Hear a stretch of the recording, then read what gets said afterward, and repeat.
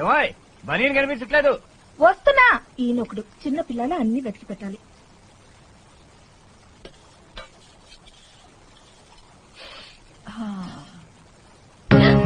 వద్దు వదినా ఆంటీ.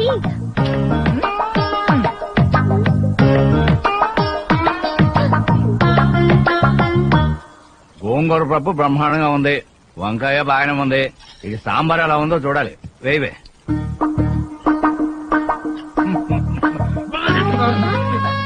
ఉప్పు గచ్చం. ఇప్పుడే వంట బాగుందన్నానో లేదో సాంబార్ చండాలంగా చేసావు. ఇన్నేళ్ల నుంచి వంట చేస్తున్నావు, ఉప్పే మాత్రం వేయాలో ఆ మాత్రం తెలియదు. సాంబార్లో ఉప్పు ఎక్కువైంది. అత్తగారు ఒకసారి వేశారు, వద్దన్నా వదిన గారు మళ్ళీ పోశారు. అందుకే అన్నారు too many cooks spoil the dish అని. మధ్యలో నీకెందుకే.